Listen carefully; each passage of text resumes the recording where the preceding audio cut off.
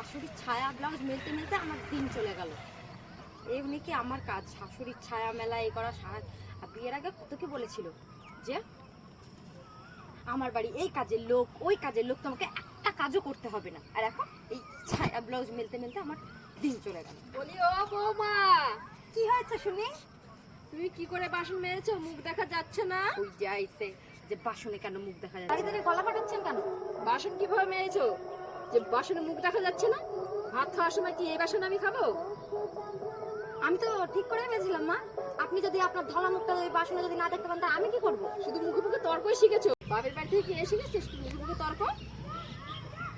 আমার বাপের বাড়ি থেকে না এই শিখেছে, আপনার বাপের বাড়ি থেকে কি এই শিখেছে যে পরের বাড়ির মেয়েকে নিয়ে এসে কিভাবে খাটাতে হবে, বৌমাকে কিভাবে জব্দ করতে হবে, এইসবই শিখেছে আপনার বাড়ি থেকে? বেশি মুখে মুখে তর্ক করো না, নাহলে মুখটাকে একবার শিলনোড়া দিয়ে ছেঁচে দিও। বেশ করেছি, আমি তর্ক করেছি। খাবো না তোমার এই বাসনে ভাত, যেন বাসনে মুখ দেখা যায় সেরকম ভাবে মেজে নিয়ে আসবা। যতই ভাবি এই বুড়ির সাথে মুখে মুখ লাগাবো না, ততই বুড়ি এমন এমন কথা বলবে যাতে গা হাত পা জ্বলে যায়।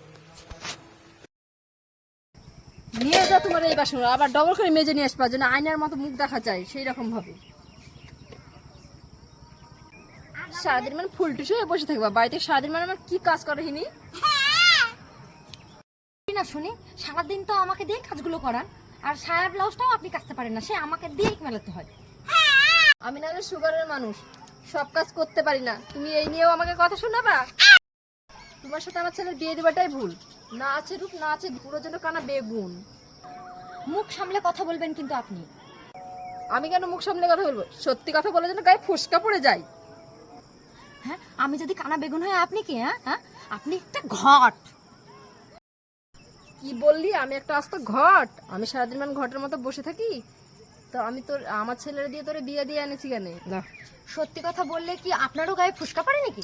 তত বড় মুখ নয়, তত বড় কথা। আমার ছেলে আসুক, আমার ছেলে। হ্যাঁ হ্যাঁ, দেখবো আপনার ছেলে আমার পক্ষই নেবে। আজ পোলা আসুক, পোলারে সব কথা বলবো। এই বাসন দেখে আবার আমাকে মাজতে হবে। কি জ্বালায় পড়লাম আমি।